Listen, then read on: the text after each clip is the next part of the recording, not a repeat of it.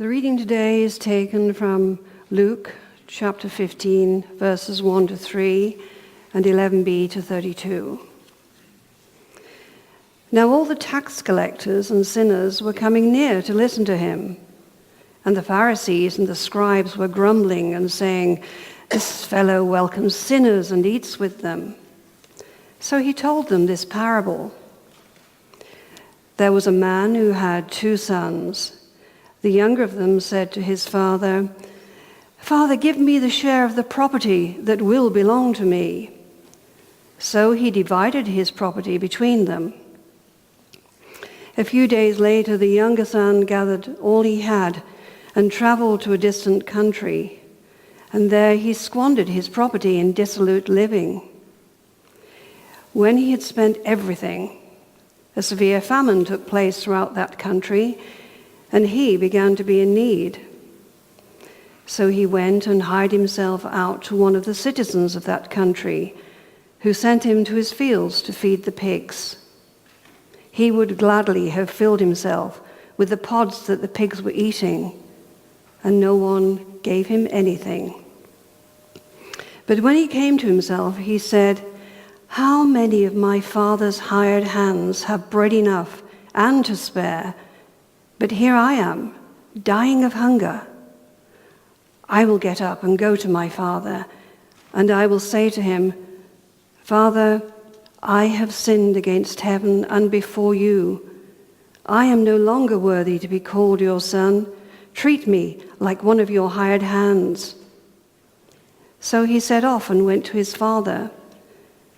But while he was still far off, his father saw him and was filled with compassion.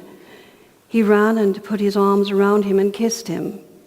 Then the son said to him, 'Father, I have sinned against heaven and before you. I am no longer worthy to be called your son.' But the father said to his slaves, 'Quickly, bring out a robe, the best one, and put it on him. Put a ring on his finger and sandals on his feet, and get the fatted calf and kill it, and let us eat and celebrate. For this son of mine was dead and is alive again. He was lost and is found.' And they began to celebrate. Now his elder son was in the field, and when he came and approached the house, he heard music and dancing. He called one of the slaves and asked what was going on. He replied, 'Your brother has come, and your father has killed the fatted calf, because he has got him back safe and sound.' Then he became angry and refused to go in. His father came out and began to plead with him. But he answered his father, 'Listen, for all these years I have been working like a slave for you, and I have never disobeyed your command. Yet you have never given me even a young goat, so that I might celebrate with my friends. But when this son of yours came back, who has devoured your property with prostitutes, you killed the fatted calf for him.' Then the father said to him, 'Son, you are always with me, and all that is mine is yours. But we had to celebrate and rejoice, because this brother of yours was dead and has come to life. He was lost and has been found.' And this is the word of the Lord." Now, all the tax collectors and sinners were coming near to listen to Jesus. Isn't that great? The inclusiveness of Jesus.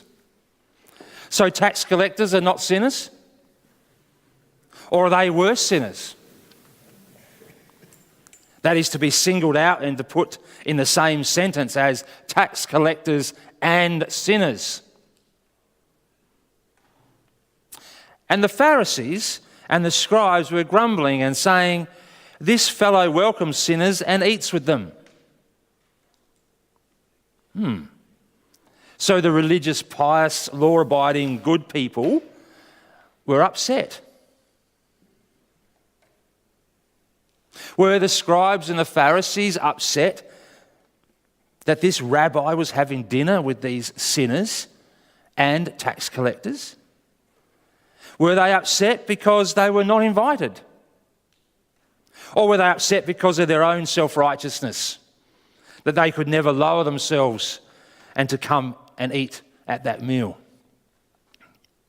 So sets the scene for this parable, one of the most loved, well-known of Jesus' parables. An all-time classic, the prodigal son, or the forgiving father, or the stay-at-home elder son, whichever title you want to give it.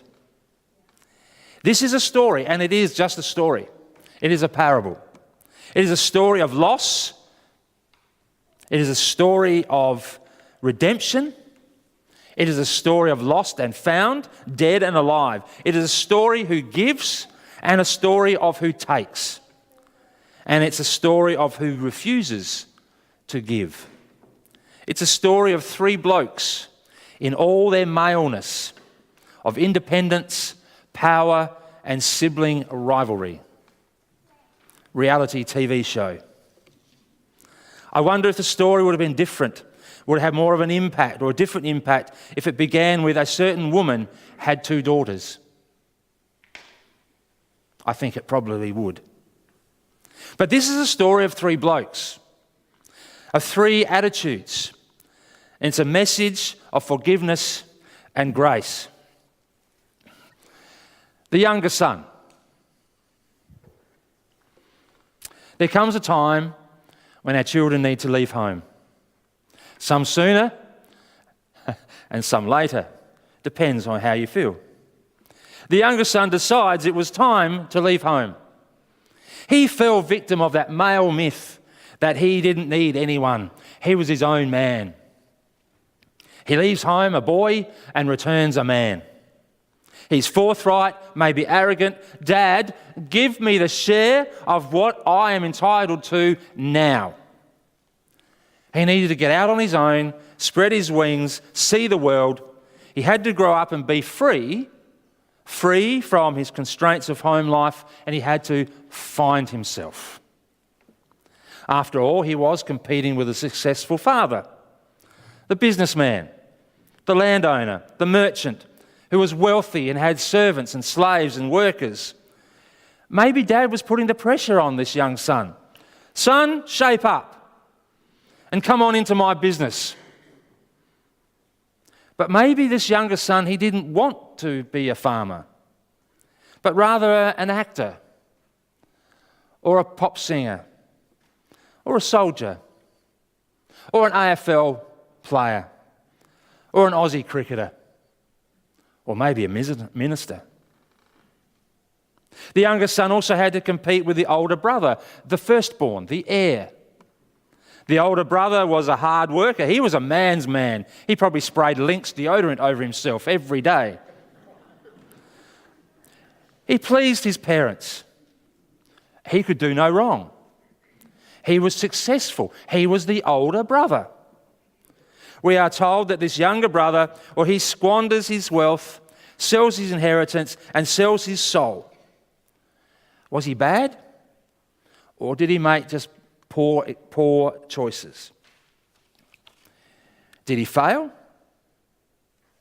Or did this enable him to see himself in the true light? We know the story. Here is someone that we would label, in the words of the Pharisees and the scribes, and a whole lot of church people, I'm sure, as a sinner or a tax collector. But he's not like us, is he, this younger son? We wouldn't do that. Here he is, lost. Lost from his family, lost from his home, lost in his way, lost in himself, his identity, faith, security, and life. The journey home begins with the coming to terms that he is lost. He no longer sees himself as son, but knows where home is.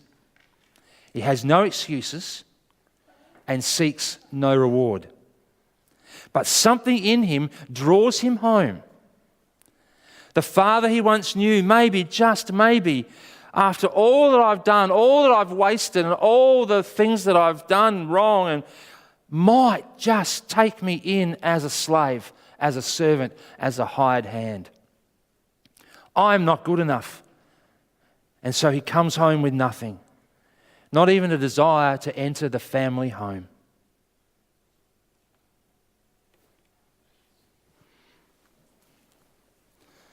The father.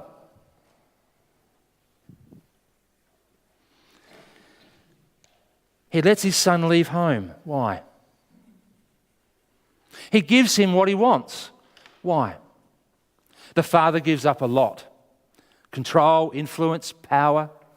He gives up all that has made him successful. His identity, even social standing. He even divides his property between the two sons. His inheritance, his bank account, the land, his wealth. But don't you only get an inheritance once the person is dead?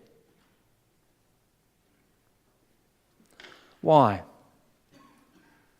Love. I've always had the impression that Dad in this story was sitting on the veranda looking west into the sunset every day, waiting and waiting. Could have been weeks, could have been months, could have been years. But that's not what Jesus says. Especially when we read the other two parables just before this one, the lost sheep and the lost coin. For in this parable of the prodigal son, there is a code, a key. Still far off. Still far off. I think it has a double meaning. It means that Dad wasn't sitting on the veranda. He was out searching. He was out looking. Still far off doesn't mean at the end of the driveway, waiting, but far off means in another place, somewhere else, far away. And far off also means that he was still far off from being restored or in a right relationship with the Father. That is in the dark, still in that lostness, that separateness, that aloneness. So Dad, and probably Mum, were out looking. They were searching for their lost son. And Dad spots him over there. And he runs to him. Men don't run. Well, Middle Eastern men don't run. And especially Middle Eastern men with robes don't run.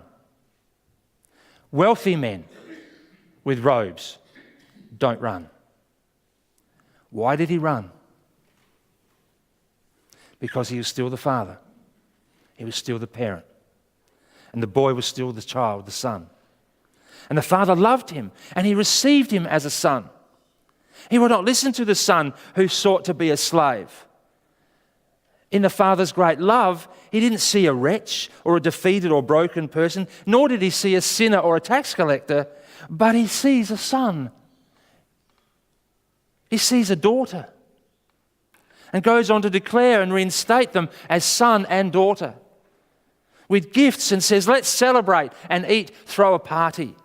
Not because this lad has returned home a slave, but because this father embraced him and welcomed him to my table as son. Sometime later, the father goes out into the darkness and pleads with the older son, come on in, join the party. There's no exclusion. Both sons are welcome. The father says to the older child, son, the exact same word he used to the younger son. He then goes on to say, your older brother, that your brother was dead but now is alive.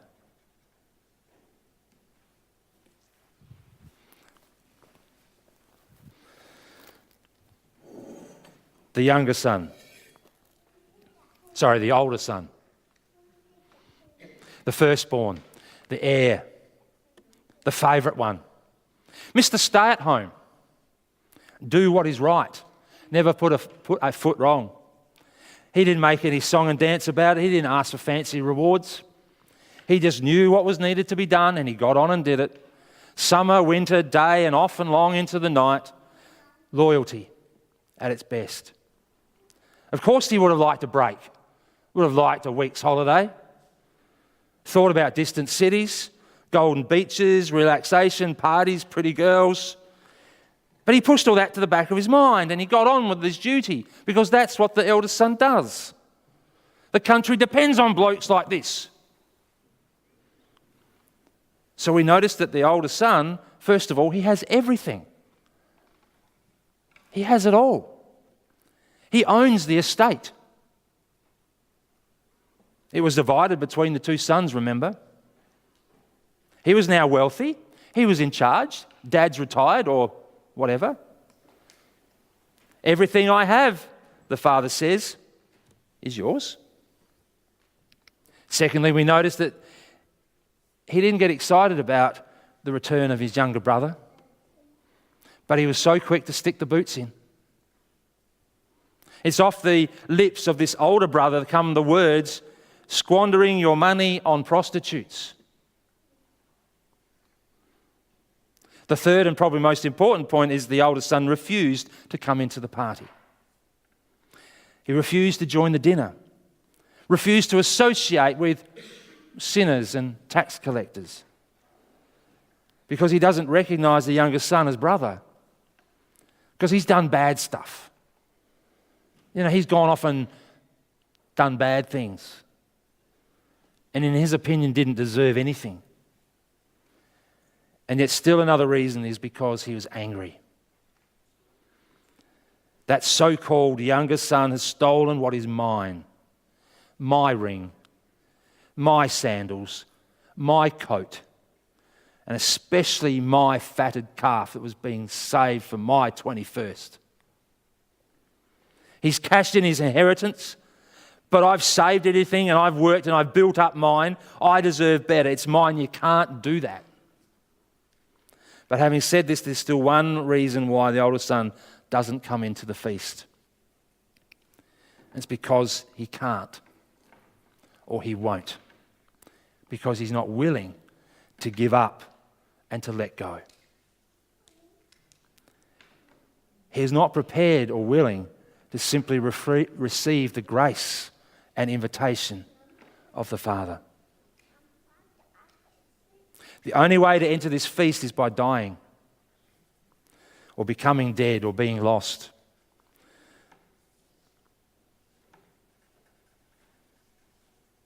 So the parable of the prodigal son. Jesus is contrasting two different reactions to sinners who turn back to God. In a sense, the prodigal son is not the point of this story at all.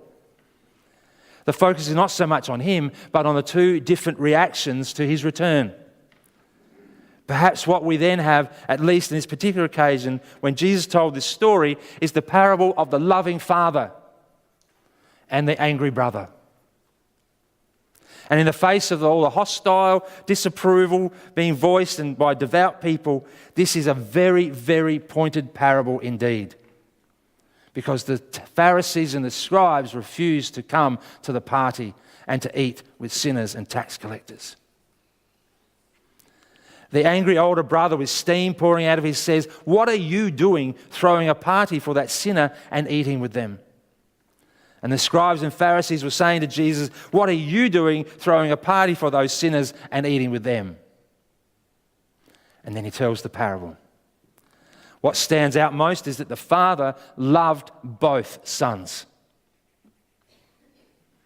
The older and the younger, the rebel and the saint. The words spoken to the sons were of love and acceptance, not of what they did or what they didn't do or how bad or how good they were, but because they were children of the parent, the father. They were sons, could have been daughters. Each only needed to accept the invitation and to come into the party. And there comes a time when each of us needs to go home and to come into that party and to receive that special embrace of God. It's not about the faithfulness or the faithlessness of people, but about the faithfulness of God.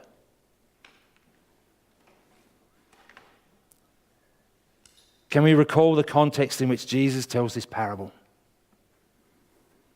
Many tax collectors and sinners were coming to Jesus. Rebels, prodigals, younger sons. They were hearing the good news and they were responding appropriately. The older sons, the Pharisees and the scribes, the righteous ones, the do-gooders, the ones who, we never make mistakes, we're always better than someone else, refused the same invitation. Theologian Helmut Thielicke says, the ultimate secret of this story is this: there is a homecoming for us all because there is a home. Let me share with you a poem. It's called The Father's Gaze. I sit on the porch, wind caresses my face, sun warming my legs, eyes shaded by lens. Green, gold, purple, white. City hum below, broken by sirens. Feathered friends chirp and swoop. Calling, warning, greeting, making song. How far, I wonder, would I run to greet my son? To the edge of the road? Down the hill? Into the city streets? What about the beach and beyond? God, you sit on the porch, the bench. You see what I see, hear what I hear, feel what I feel. But as Father, you feel much more. You run with compassion and welcome. Your embrace is welcome. Your embrace is love. You embrace with joy. You stoop to look into my face with eyes that say love. Not because I say sorry, but because I've come home. But because you choose to run to me. The siren is silent. The bird is perched on the rail. The sun is warmer now. The bees hover before the blossom. On the bench now sits two, my shadow and me.